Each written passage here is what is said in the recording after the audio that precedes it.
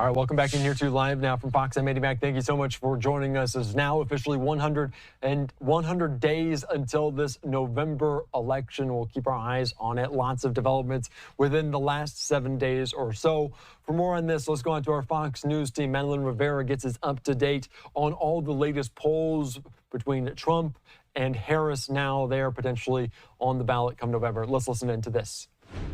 Fox News polls show the state of the race is just like what it was in April when President Biden was at the top of the Democratic ticket. The race is still incredibly tight. Surveys were taken in 4 battleground states, Michigan, Minnesota, Pennsylvania, and Wisconsin. Harris is enjoying a 6-point lead over former President Trump in Minnesota, but she's tied with Trump in Pennsylvania and Michigan at 49%, and Trump is ahead by 1 point in Wisconsin.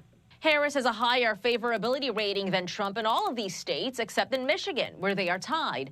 And she appears to be making gains with double haters, voters who dislike Trump and President Biden. In Pennsylvania, they back Harris by 41 points. The president was up by only 27 points among this group 3 months ago. In Wisconsin, these double haters favor Harris by 25 points, a major shift from April when Trump led by 1 point over President Biden. In all of these states, the economy remains the most important issue for voters, and Trump is favored to lead on that front. In Michigan and Wisconsin, more than 60% of voters who prioritize the economy prefer Trump. That means Harris has a tough road ahead trying to sell the record of the Biden administration, convincing folks they have a better shot with Democrats continuing at the White House. But Harris is favored among those who say abortion is most important to them. Abortion ranks 3rd among voters' priorities, just behind immigration. In Washington, Madeline Rivera, Fox News.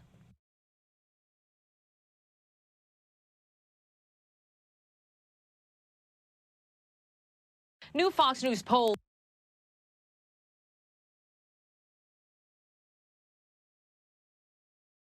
All right, thank you to Madeline Rivera for that latest report on some of those poll numbers as we're following it here very, very closely on Live Now from Fox. Like I said, just about 100 days until this November election. Just as we approach the top of the hour, let's continue on with this conversation about 100 days until the presidential election. Also potential veep stakes on the Democratic side as well. I want to put up just this, the short list right now that is continuing to get narrower and narrower. The names there floated out: Senator Mark Kelly, the Democrat from Arizona, the senator, Governor Josh Shapiro out of Pennsylvania as well, and Governor Tim Walz from Minnesota. Those 3 likely to be on the final short list for Kamala Harris come November, and potentially the pick in the very near future. Let's continue with this. We're going to bring in right now political analyst Brian Sobel. Thank you so much for joining us here on Live Now from Fox. And those names, what stands out to you, and maybe who stands out to you in terms of who could be on the ticket with Harris? Well, Andy, one of the first things that jumps out, of course, is that most of those on the list are governors. Yeah. And so that's important. Senator Mark Scott of Arizona, I think would be a candidate that would be embraced by a lot of people. Astronaut, husband of a member of Congress who was wounded in physical violence, Gabby Giffords, and is considered more moderate, and certainly more moderate than Kamala Harris. So that's a nice balance. I think the one person on that particular list that you have shown viewers today that I don't think actually makes the cut is Buttigieg. I think this is somebody who was a mayor of a town that ended up as a transportation cabinet member, but I don't know if that translates to being a vice presidential aspirant. But the other people on the list are all certainly, I would think, in the running. And then, of course, there's always the outside chance that it's somebody that nobody has really thought about. Yeah, no, that is a very good point as well. Those governors there on the list maybe throwing their support behind Biden and now quickly shifting gears to endorsing Kamala Harris. And I do want to ask you about the factors that might go into this vetting process that goes into ultimately making the decision about this. And some of those individuals, Kelly from Arizona, Shapiro from Pennsylvania, Minnesota, Tim Walz, all certainly battleground states. Maybe how much is name recognition? How much is the state in which kind of they are residing over as governors of? How much do those weigh the factors? Well, the easy answer is all of it.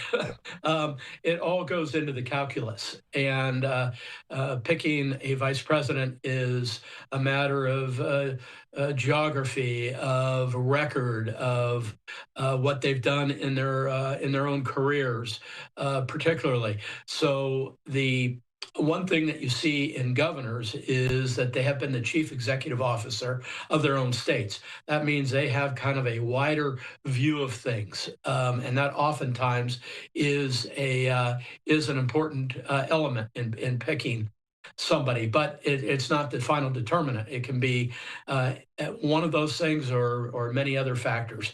We were just looking there at Mark Kelly a second ago. He brings another element to it, sort of an American hero element to it, as an astronaut and military man. So each candidate is selected for consideration based on, probably a list of 10 or 12 attributes. Yeah, that is a very good point, and she has to potentially make up her mind very, very quickly. The DNC coming up just in several weeks there in Chicago as well. Do you think the timing of this makes it more complicated in a decision, because she needs a vice president, she needs someone else to go out there on the campaign trail kind of with her, or as a kind of surrogate there as well? Does the timing change any of this in this factor at all? Just the timing, the quickness of the DNC, the quickness of supplanting Biden on the ticket? Absolutely. It's crunch time. Joe Biden dropped out very late in the going. Now, in contrast, there are places in the world where elections don't even start until 60 or 45 days before the election, because it forces people to focus very much on the election. But in the United States, we have cycles that seem to go on almost forever. But in this case, it is really Kamala Harris that has very little time to make her national case. And I guess if I were advising the Dems, and they have plenty of good people, just like the Republicans do, you would say, hey, establish Kamala Harris as the candidate solidly before you introduce another person into the mix that the American people have to then evaluate as the number two. And I think that's why you're probably not going to see much before the convention. She really has to stake out her ground. We, as an American public, haven't heard much from her for 4 years. She's been the vice president, and that's not atypical. But she now has to establish her voice, her policies, her go forwards. And you can't do it when you're also kind of dragging your second along with you and trying to make them a viable person as well in the eyes of the American electorate. Yeah, you make a good point there as well, because as we talk about Biden, and there were calls for Biden to step aside, there's a lot more that goes into it than him just stepping aside and Vice President Kamala Harris stepping into the role. And I want to put up just this, the timeline of the presidential nomination timeline to 27th, which is already come and gone. They're saying candidates must declare the candidacy by filing with the convention secretary. It goes on. These are just in the matter of the next few weeks as well. Can you talk about maybe the reality that we're in, that the time crunch is so much so that we need to get this done, and it's a reality now that all those hoops that potentially they were going to have to jump through are now in place? How much more difficult does this whole situation get for the Democrats? Well, Democrats have good lawyers and people who know what the rules and laws are, even in the Democrat process. So they were quickly on the ground working out the details, how you would transfer money, as an example, how you would take Joe Biden away from the process and insert another candidate, in this case, Kamala Harris. So when it comes to the rules of these parties, the rules are there and they're malleable. If a contingency comes up that they need to deal with, it's a lot harder when you're dealing with the laws of the United States per se. But when you're talking about how we nominate an individual in one party or the other, that stuff gets worked out.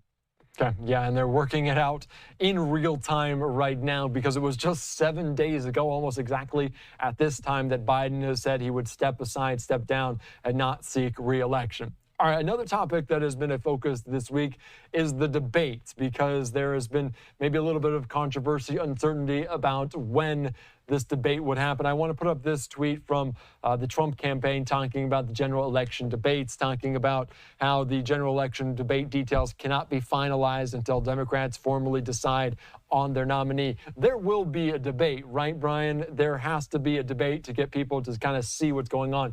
That's not necessarily a question, is it? Well, at this point, we don't even know who Vance would debate. Right. But at the top of the ticket, certainly, I think we can expect that Donald Trump will be debating Kamala Harris, and maybe more than once. And that will give the American voter a chance to compare and contrast. And that's what these debates are all about. And I think most people should be very eager to see it. Yeah, let's talk about the strategy of the debate, because Kamala Harris may be a little bit on the offensive, as she has been early on in this presidential campaign that's less than now a week old, talking about how Trump is backpedaling, but Trump has said he will debate anytime, anywhere. Maybe talk about the strategies in place of setting each candidate up for success on their side, about what they need to see from a debate and what they need to see from a timetable schedule, but also maybe a network plan. Maybe a rough, very rough analogy would be the run-up to a boxing match. You know, you've got the two boxers, their camps are talking, there's this back and forth, there's the weigh-in where they're staring at each other, and then there's the match. That's very much what you see in a one-on-one contest for something like a presidential debate. You know, Trump comes out and says, well, they don't even have a candidate. Call me when they have a candidate that's nominated. She fires back and says, well, you know, he's afraid to debate. Well, this is the kind of the run-up. This goes back and forth, but all of a sudden a date will emerge, and both of these camps will begin preparing for it. And all the other stuff that goes on in between is a lot of chatter, with the attempt to sway, again, independents and those Republicans and those Democrats who haven't made up their mind. And as you know, that's a very, very slim lane.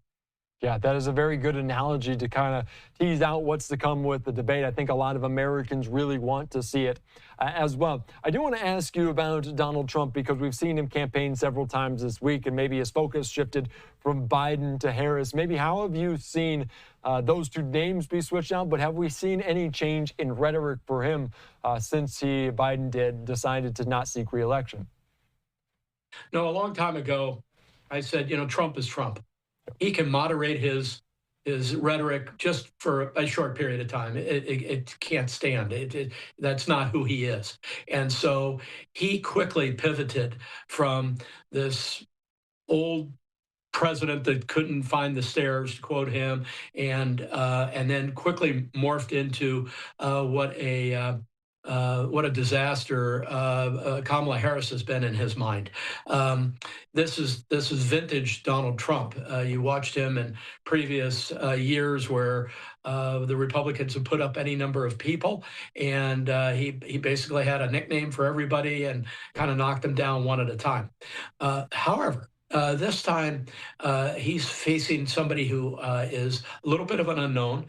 She's known by name, of course, but we don't really know a lot about Kamala Harris. We do out, by the way, in California. In California, people out here and analysts like me have been watching her for years. But I'm talking about the totality of the electorate.